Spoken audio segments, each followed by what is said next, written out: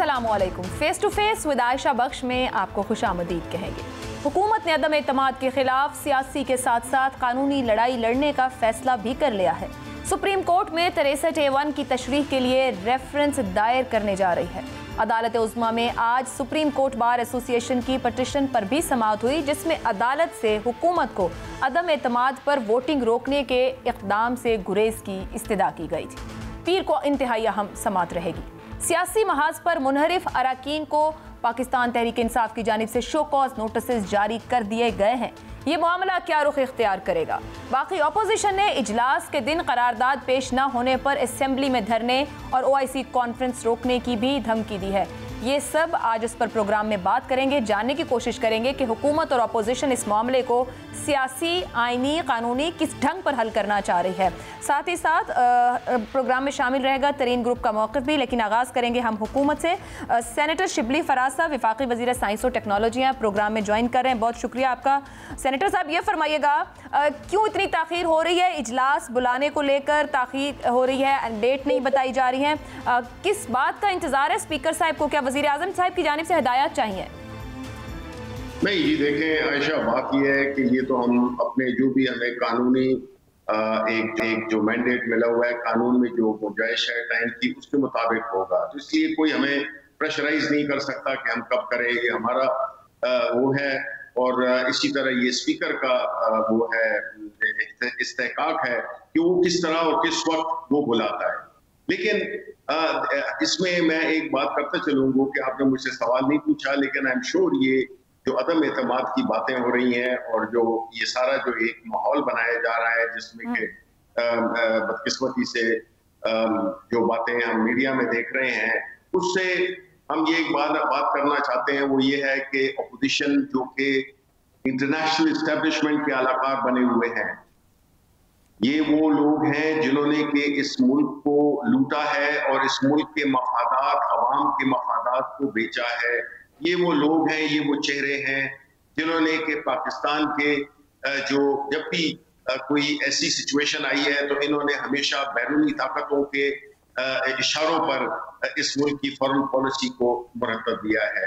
ये मुल्क में खाना जंगी चाहते हैं, इसमें इससे कम कोई नहीं है। जिस तरह आज आप बिलावल की बातें सुन लें तो उसने ये कहा कि हम देखते हैं कि OIC की ये मुल्क आपके, अब मैं वो लफ्ज नहीं इस्तेमाल करना चाहता हूँ, आप एक सिंध के एक छोटे से जमात के एक सरबराह वरासत के जरिए बने हैं और आप धमकियां देते हैं। शिबली फराज साहब, ये सूबाई लिसानियत और इस तरह की बातें, मैं आपको दरखास्त करूंगी कि किसी को छोटा और बड़ा लीडर हम कह के मुखातिब ना करें सर। उन्होंने वाकई कहा पीर के रोज अदम एतमाद नहीं तो धरना होगा। मैं कहूंगी कि ऐसा नहीं कहना चाहिए था उनको, लेकिन हुकूमत की जानिब से आप खुद कह रहे हैं speaker custodian of the house हैं, लेकिन वही speaker custodian of the house होते हुए अगर हुकूमती ओहदेदारों से जाके मिल रहे होंगे, वजीर आजम से मिलेंगे, जमाती ओहदा रखते हुए बहुत से ऐसे इक़दाम लेंगे, तो अपोजिशन का इतराज तो बनता है सर।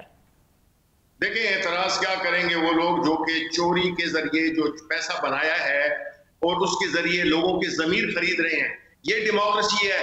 ये सिखाया है जुल्फिकार अली भुट्टो के पोते को, ये सिखाया बेनजीर के बेटे को कि आप जमहूरियत के साथ फुटबॉल खेलें। हमारा मैंडेट था, 5 साल का मैंडेट था, लोगों को खरीद कर और अपनी तरफ कर देने से ये अदम एतमाद होता है। अदम एतमाद होता है जो पाकिस्तान के अवाम करें, जो अवाम के पाकिस्तान सड़कों पे हमारे खिलाफ निकल आते हैं। अगर वो ये समझते कि ये हुकूमत दाखिली तौर पे और बैरूनी तौर पे नाकाम हुई है, ये तो फिर एक खेल बन गया। फिर तो यहाँ पे बड़े बड़े लोग पैसे वाले हैं जिनको कि आप भी जानते हैं कि वो आके तो इधर 100 सेनेटर्स खरीद लें और 200 कुछ बंदे खरीद लें और अपनी चलाएं। ये डेमोक्रेसी है।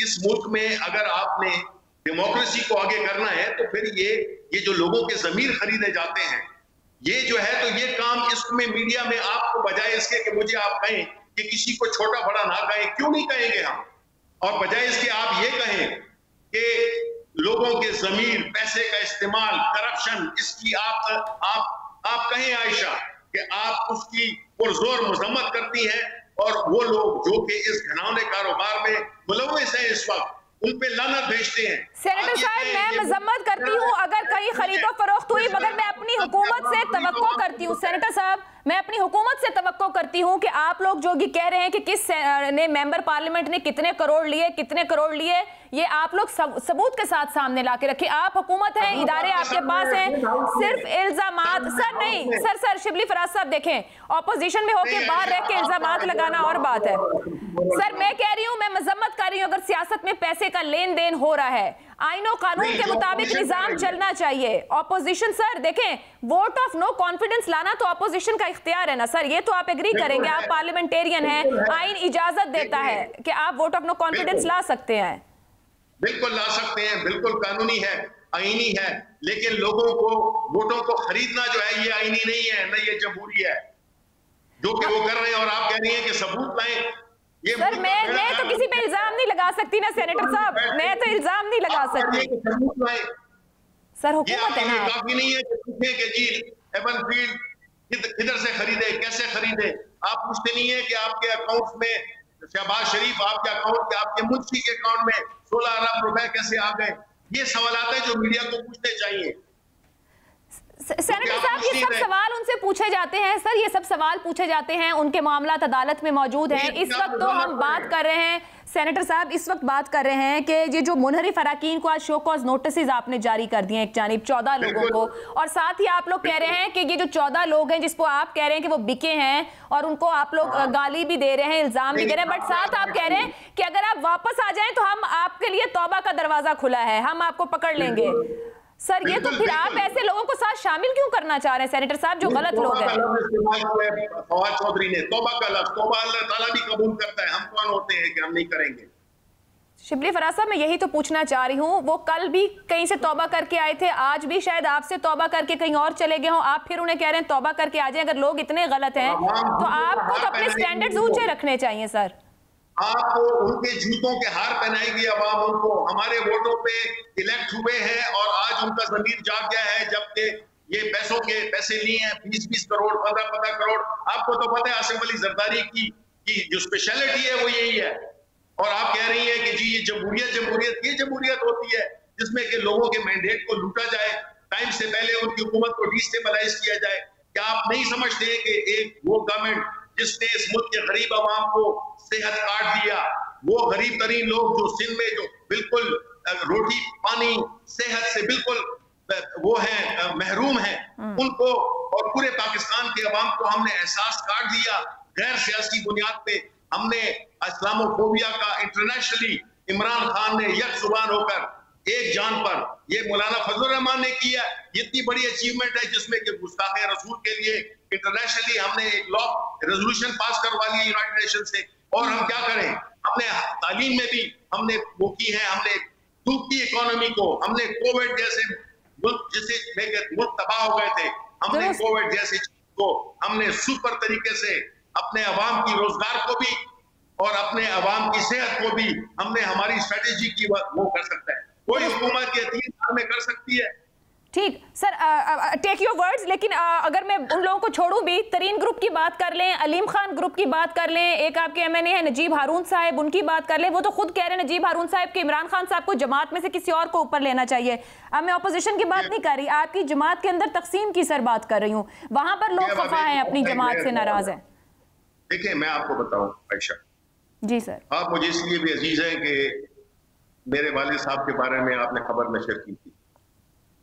उससे कतई नजर इस शख्स का नाम मैंने इसलिए लिया है कि उस शख्स ने हर जुल्म के खिलाफ खड़े होकर एक पोजीशन ली है। वो कोई आम आदमी नहीं था, मैं उसी का ही बेटा हूं। मैं भी किसी की में नहीं जाऊंगा, मैं वो करूंगा जो मेरा जमीर कहता है। नजीब हारून बिल्कुल पार्टी के साथ है, हमारी पार्टी में लोग बातें करते हैं। नजीब हारून 26 साल से इस पार्टी के साथ है। वो उसने अगर बात की भी है, आप जाके उससे पूछ लें कि वो अदम एतमाद में सवाल ही नहीं पैदा होता कि वो हमारे खिलाफ थे। हमारे जहांगीर तरीन या हमारे अलीम खान के जो भी बने हैं, हम उनके साथ राब्ते में आखिर तक हम, और हम ये समझते हैं ये हमारे लोग हैं। लेकिन इसका ये मतलब नहीं है कि जो सिंध में हाउस में बैठे हुए लोग हैं, जो कि घनौने कारोबार में पैसों की चमक से, जो कि इनकी वादा इस्तेमाल करती थी बिलावल जरदारी की, कि ये चमक देख के और उधर गए हैं।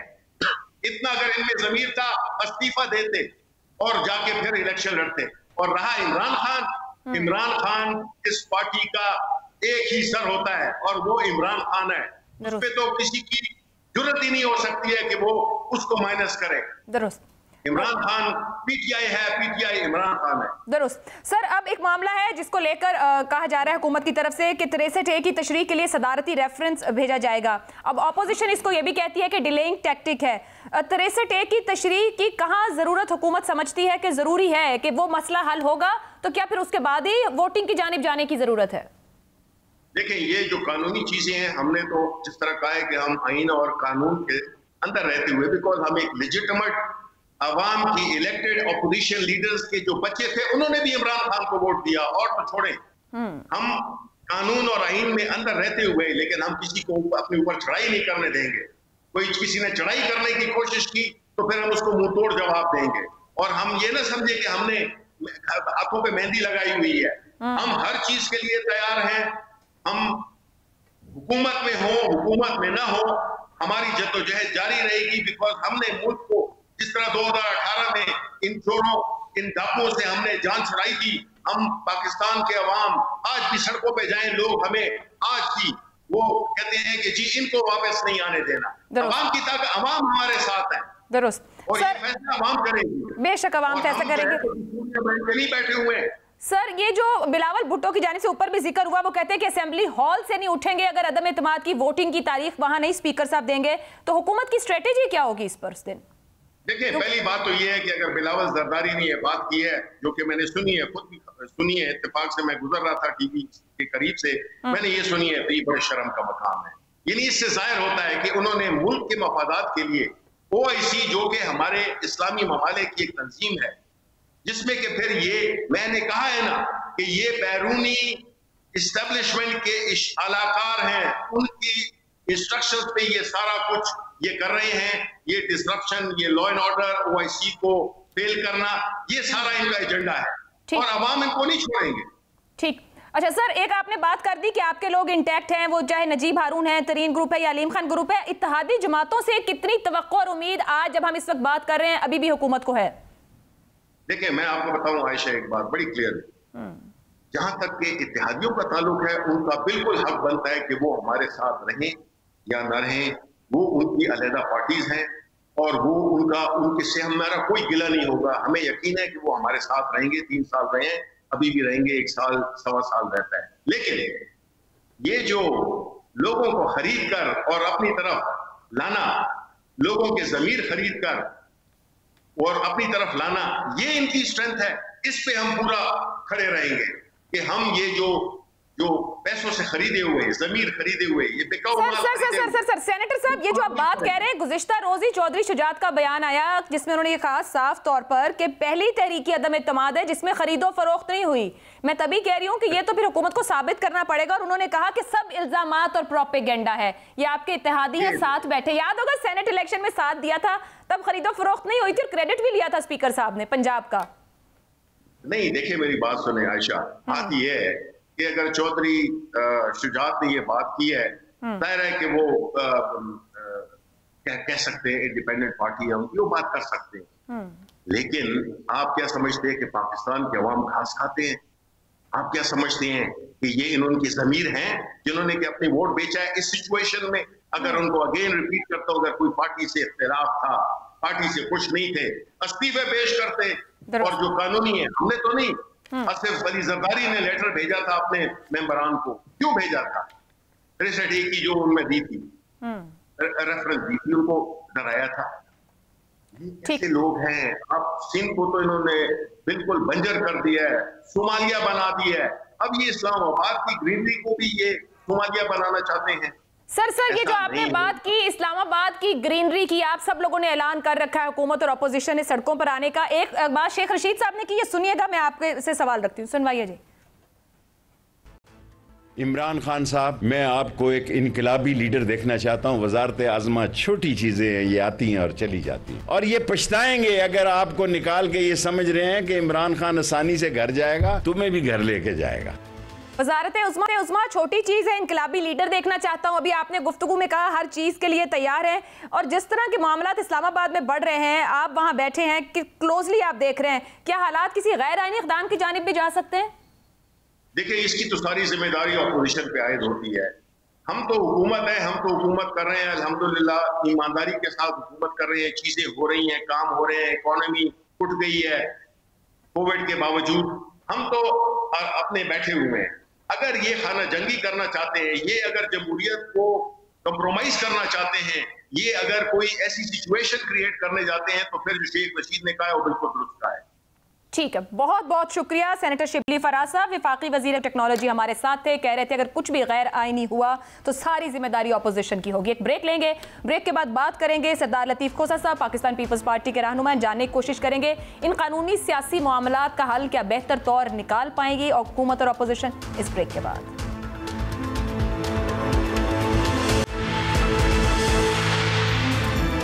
प्रोग्राम में आपको एक बार फिर खुशामदीद कहेंगे। इस वक्त मेरे साथ मौजूद हैं साबिक governor Punjab, Pakistan Peoples Party के रहनुमा और कानूनदान भी हैं सरदार लतीफ खोसा साहब। जानने की कोशिश करते हैं ये जो इस वक्त सिचुएशन बनी हुई है इस्लामाबाद में, तहरीक अदम एतमाद, कानूनी मामलात, आइनी मामलात, ये मामला कोई बहरान पैदा कर रहा है, मुश्किल इसमें कहाँ है।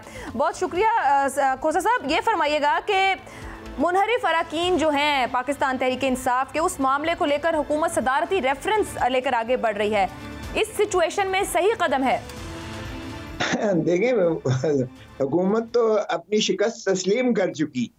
अब अगर वो उन्होंने 14 लोगों को आज शो कॉज नोटिस दिया है कि इन लोगों ने जो है वफादारी को तब्दील किया है आर्टिकल 63A के तहत, उनको चूंकि नोटिस देना ये आइन की तकाजा है आर्टिकल 95 में, तो इसका मतलब ये हुआ कि वो खुद तस्लीम कर चुके कि उनकी जो है अददी बरतरी नहीं रही है। और अगर अददी बरतरी वो खो जाए तो आप इसी से अंदाजा कर लीजिएगा कि उनको कोई हक नहीं है कि वो लीडर ऐवान के जो है सरबराह रहें, यानी कौमी असम्बली के, और उसी के नाता से वो वजीर आजम रहें। तो ये तो वो तस्लीम कर चुके।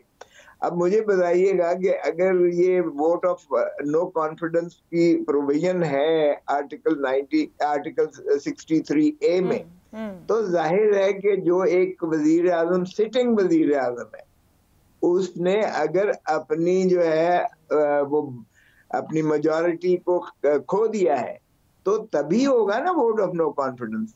तो फिर जाहिर है कि इसका मतलब है जब आप तस्लीम कर चुके तो क्या आपका कोई कानूनी, आईनी और इखलाकी जवाब रह जाता है?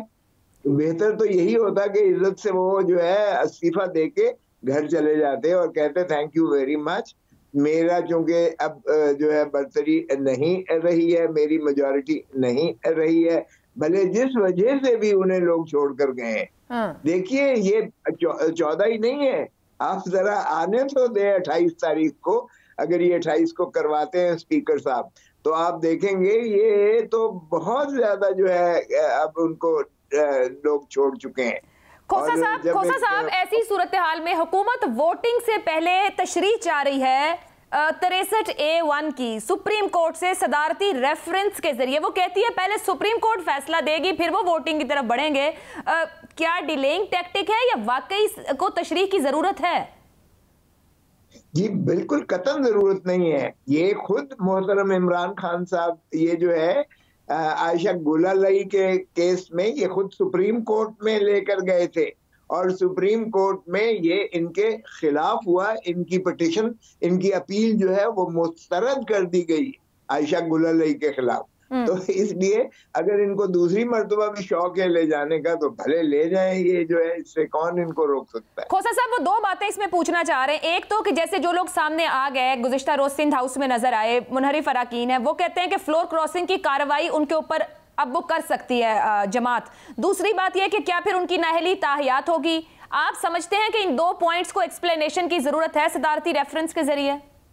जी बिल्कुल जरूरत नहीं है। ये न सिर्फ डिलेइंग टैक्टिक है बल्कि ये इनको अपने जो लोग इनको छोड़कर बड़े जोक दर जोक जा रहे हैं, दरअसल उनको ये कंट्रोल करने की एक काविश है, आखिरी ख्वाहिश है। वो कहते हैं ना कि वो ड्राइंग एट द स्ट्रॉ, ये डूबता हुआ जो है तिनके का सहारा ले रहा है।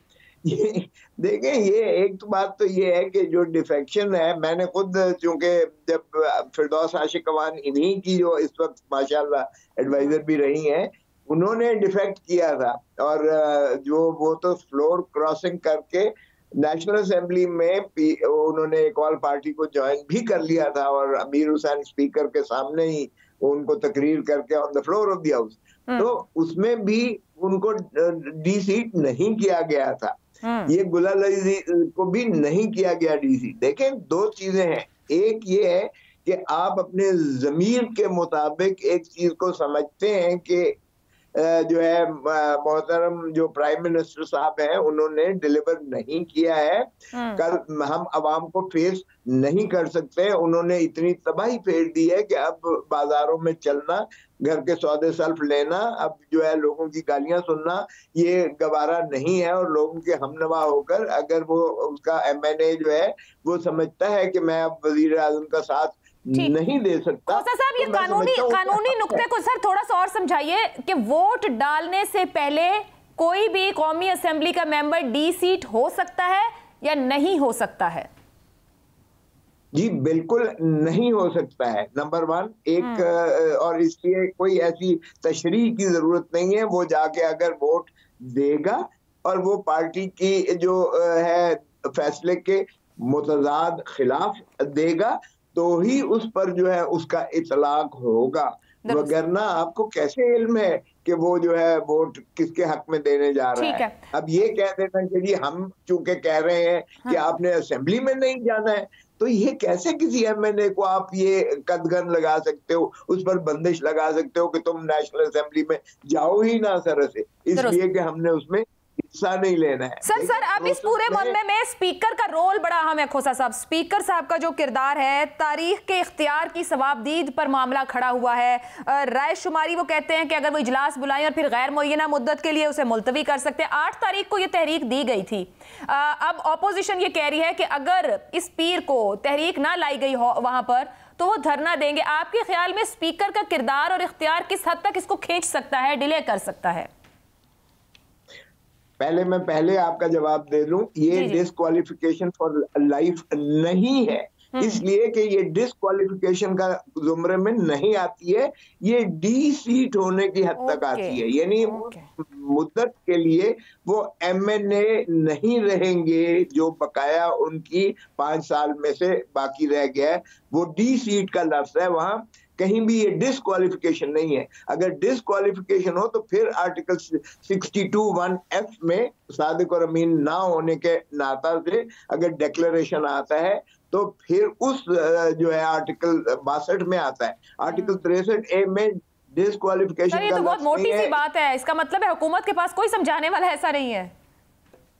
बाहर क्या उन्होंने अपना कोशिश तो करनी है ना कि इन मेंबरान से जो उनको छोड़कर जोक दर जोक जा रहे हैं, ताकि उनके जहनों पर एक खौफ हो कि तुम सारी जिंदगी के लिए माने हो जाओगे सियासत में हिस्सा लेने के लिए और कभी नहीं लड़ सकोगे। सो ये एक उन्होंने ऐसा छोड़ा है, एक फीलर छोड़ा है जिससे वो होप, क्योंकि देखे ना सुप्रीम कोर्ट ने इतनी जल्दी तो फैसला करना नहीं है। अगर से सुप्रीम कोर्ट ने कहा है कि अगर आपकी रेफरेंस आई तो हम डे टू डे चलाएंगे, मंडे से सोमवार को अगर इन्होंने दायर की।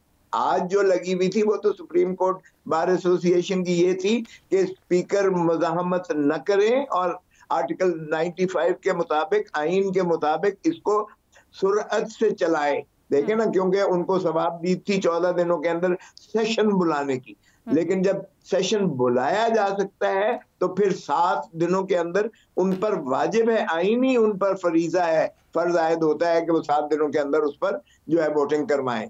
एक दिन हाँ वो अगर जो फौत हो गए हैं उनकी फातिहा के लिए एक दिन फातिहा पढ़ के वो मुलतवी कर सकते हैं, लेकिन उसको अगले दिन रखेंगे। सो इसमें ये नहीं है कि स्पीकर जो है गैर मुअय्यना मुद्दत के लिए उसको मुलतवी कर सकता है।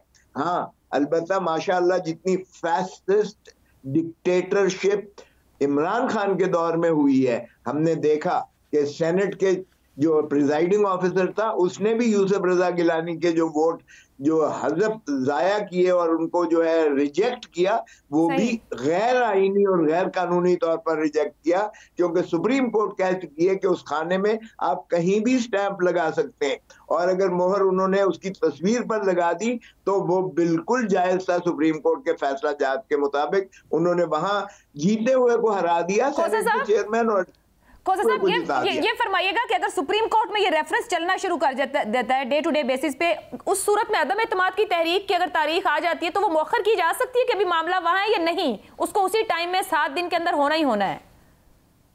जी होना ही होना है, और सुप्रीम कोर्ट कभी भी कोई ऐसा फैसला मावराए आइन नहीं देती है, ना कभी दिया है। और आज भी जो हियरिंग हुई थी उसमें भी उन्होंने कहा था कि आर्टिकल 95 के मुताबिक करें और इंश्योर करें कि कोई उसमें रुकावट ना पैदा हो। आईजी को भी बुला लिया उन्होंने मंडे के लिए, और सिंध जो है हाउस पर हमला जो है उसकी भी उन्होंने कहा है कि ये किस तरह से आपने काबिल जमानत कर दिया जब लोग दीवारें फलांग के, और एमएनए भी पीटीआई के 2 मौजूद थे जा रहे हैं, और उन्होंने दरवाजे तोड़कर जो है पब्लिक प्रॉपर्टी भी डैमेज की, और उन्होंने कोशिश की कि वहां जो अगर कोई है तो उनको पकड़ के और उनको मारे और उनका पता नहीं क्या क्या करें। तो ये कशीदगी बढ़ रही है। कल सिंध हाउस पर हुआ, अब आज बिलावल भुट्टो साहब कहते हैं कि अगर कॉल ना किया गया हॉल के अंदर पीर की तारीख से ऑनवर्ड्स इसकी तारीख तय ना की गई तो वो वहां धरना दे देंगे। ओआईसी का इजलास है। सर, तसादुम के इम्कानात बढ़ रहे हैं, ये किस तरीके से मुनासिब होंगी इस तरह की गुफ्तगू?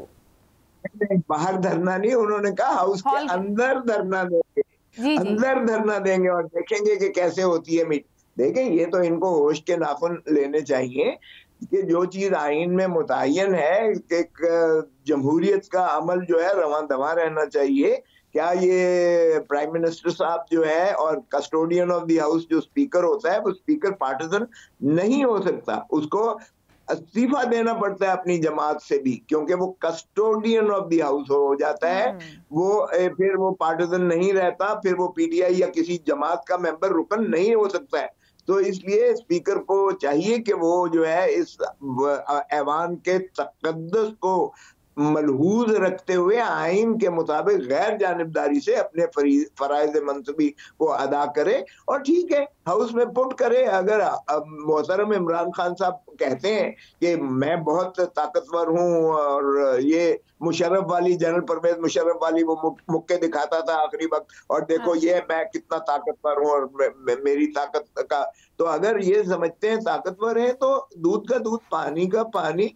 स्पीकर साहब जो है वो चलने दें ऐवान को, और ऐवान में जो भी होगा अगर ये समझेंगे कि डिफेक्ट है तो उसके बाद उसके खिलाफ देखें, उसमें भी फिर एक पूरी जी पूरा एक ज़ाब्ता है जिसके तहत आप भेजेंगे। सर, एक तो इस पे कमेंट कीजिएगा कि इत्तेहादी जमातों ने -1 फार्मूला की बात की है, ऑपोजिशन इस -1 फार्मूले को कबूल करेगी?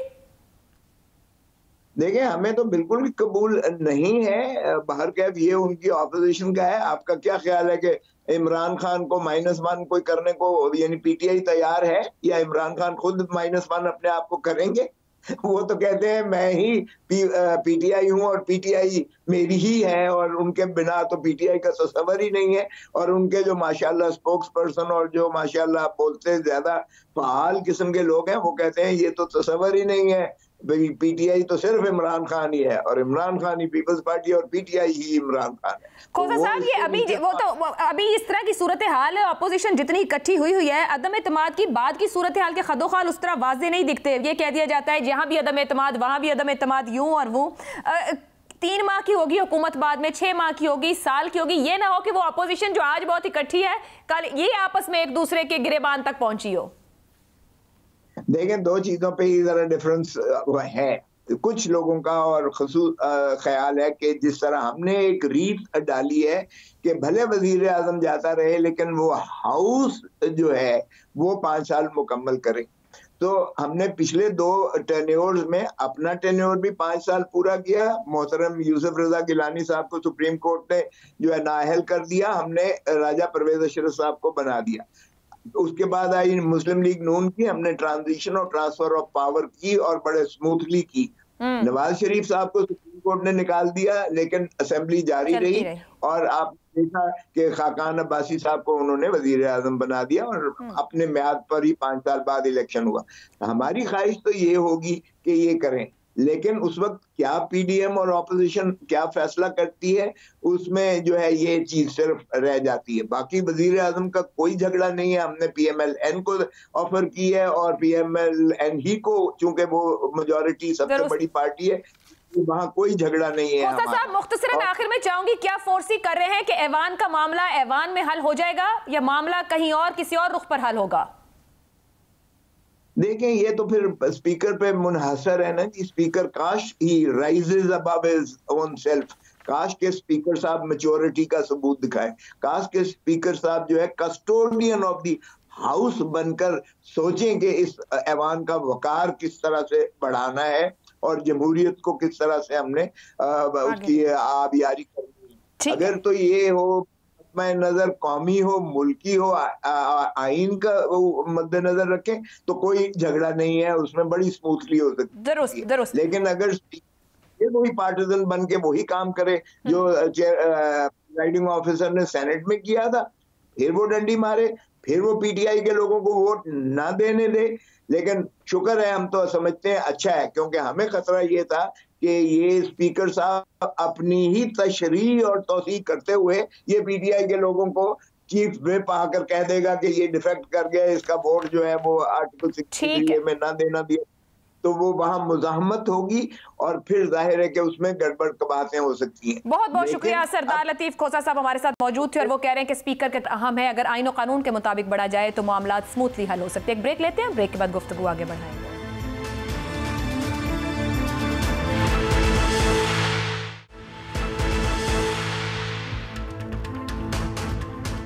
प्रोग्राम के आखिरी हिस्से में आपको एक बार फिर से खुशामदीद कहेंगे। इस वक्त हमारे साथ तरीन ग्रुप के रहनुमा ओन चौधरी साहब मौजूद हैं। एक ऐसा अहम मामला जिसका फैसला अब तक ये ग्रुप नहीं कर सका, बहुत सी मुलाकात और मुशावरत हो रही है। जहांगीर खान तरीन साहब सेहत की वजह से मुल्क में मौजूद नहीं, मुलाकातें ज़रूर ये कर रहे हैं सबसे, और गुज़िश्ता रात जो हुकूमत की जानिब से राब्ता किया गया वफाकी वज़रा की जानिब से कि थोड़ा इंतज़ार करें, कोई फ़ैसला नहीं कीजिएगा, और आज दिन में सूबाई हुकूमत की जानिब से भी कोशिश की गई कि किसी तरीके से मनाया जा सके।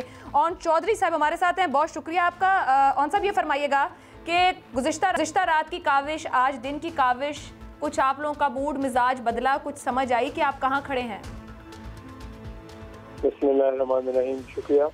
देखें, खटक साहब बड़े मोहतरम हैं, उन्होंने रात को मेरे से रब्ता किया और उन्होंने यही फरमाया कि जी आप अपने अभी कोई फैसले जल्दबाजी ना करें और अपने फैसलों को होल्ड कीजिएगा और ये सोच समझ के फैसले करने हैं। और बजाय देखें इनको कोई अभी तो कुछ क्लैरिटी अभी नहीं, लेकिन हम अपने दोस्तों से मशावरत कर रहे हैं। हमारा कल भी इजलास था, हमारे इजलास में तरीन साहब भी हमारे साथ ऑनलाइन थे और उन्होंने भी हम सब दोस्तों की मशावरत ली और सुनी, और हम सब ने कुछ दोस्तों के तहफ़्फ़ुज़ात थे पंजाब हुकूमत के हवाले से, उनकी एडमिनिस्ट्रेशन, कुछ उनके मामला जो थे वो उनके साथ थोड़ा उनको प्रेशराइज दिया जा रहा था, लेकिन वो भी मैंने खटक साहब को वजाहत की और उन्होंने इसकी यकीन दहानी कराई कि वो इस मामले में बात करेंगे वज़ीर आला साहब से।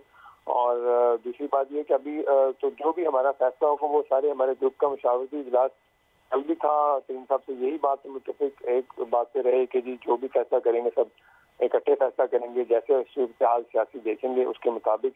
और ओन साहब आज आप ही की जमात ने 14 लोगों को पीटीआई के अंदर ही शोकॉज नोटिस जारी किए गए हैं, और फिर खरीदो फरोख्त के इल्जामात भी जमात के अंदर से ही अरकान अपनी जमात के लोगों पर लगा रहे हैं। ये तमाम मामला देखते हुए जो कशीदगी हो रही है इस्लामाबाद में, वो लोग जो आपके ग्रुप में साथ बैठे हैं, आप लोग कंसर्न हैं, ये हो क्या रहा है?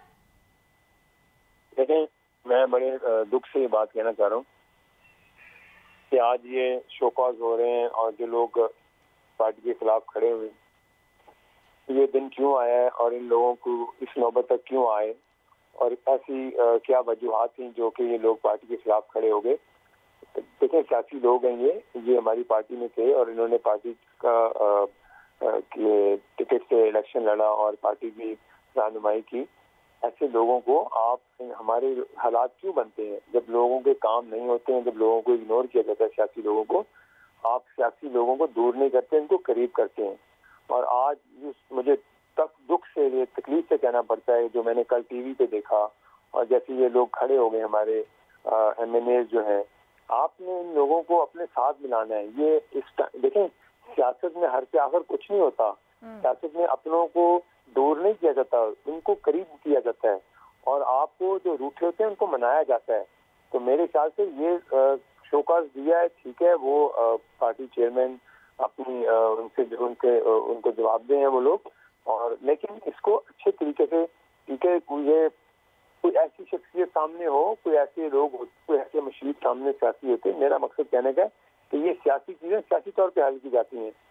क्या हुकूमत सियासी तौर पर सर हल करने की कोशिश करी? अभी आपने कहा रूठे हुए को मनाना होता है। आपके ग्रुप का पहला डिमांड ये वजीर आला पंजाब की रिप्लेसमेंट थी। कोई कल से अब तक आपको ऐसी बात पहुंची है कि इस पे काम हो रहा है, या कोई नया नाम सामने आया हो, या सिर्फ जबानी कलामी गुफ्तगू हुई है? देखें, अब मेरी तो बड़ी डिटेल में खटक साहब से बात हुई है, और उन्होंने मुझे कुछ ऐसी बातें की जो मैं अभी ऑन एयर नहीं कह सकता, लेकिन आपके सामने चंद दिनों में कुछ चीजें सामने आ जाएंगी।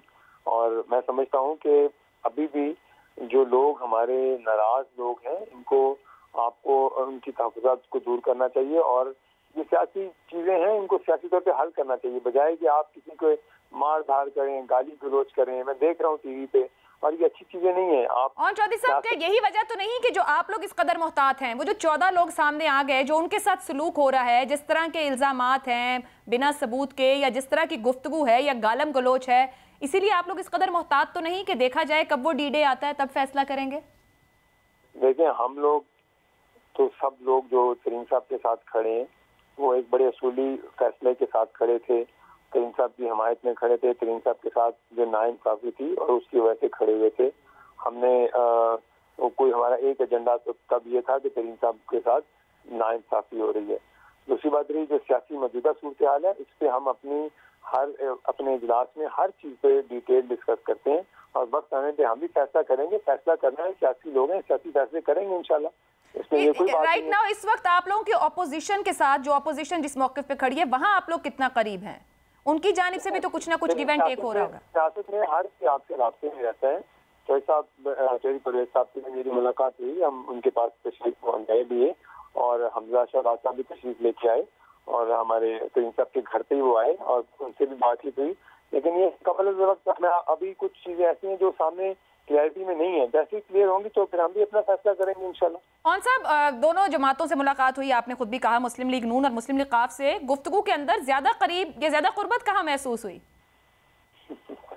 देखें, ये तो वो बात हो गई कि अभी कुछ हुआ ही नहीं, और भूचाल पहले आ गए। लेकिन देखना है कि अभी पहले क्या फैसले आते हैं, क्या आगे से जो है सियासी हलचल क्या होती है। जब सर इमरान खान साहब से कोई मुलाकात मुतवक्के हो सकती है, क्योंकि आपने ऑपोजिशन की तो बात कर दी, 2 मुलाकातें हो गई, कहीं इधर भी कोई मुलाकात है या नहीं है?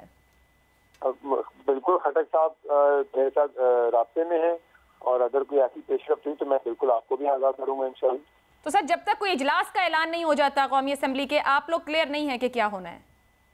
लेकिन ये तो टाइम पे जैसे इजलास आता है, कोई फैसला आता है, तो उसके बाद ही फिर हम अपना फैसला करेंगे। और वैसे हमारा कल भी इजलास इसी बात पे था, तो तरीन साहब की मुशावरत भी थी इसी में, और हमने अपना फैसला उन्हीं पे छोड़ा है। जो वो फैसला करेंगे हम उसके मुताबिक चलेंगे। बहुत बहुत शुक्रिया। ओन चौधरी साहब हमारे साथ मौजूद थे, और एक बार फिर से जहांगीर खान तरीन साहब के पास मौजूद है कि इस ग्रुप ने कहाँ खड़े होना है। मगर इस वक्त जो इस्लामाबाद में सूरत हाल है, हुकूमत और अपोजिशन दोनों एक दूसरे पर जिम्मेदारी रख रहे हैं कि अगर कुछ भी ऐसा हुआ कि मामलात हाथ से निकले तो जिम्मेदार हुकूमत कहती है अपोजिशन, और अपोजिशन कहती है हुकूमत। फैसला आपने करना है। मुझे इजाजत दीजिए, अल्लाह हाफ़िज़।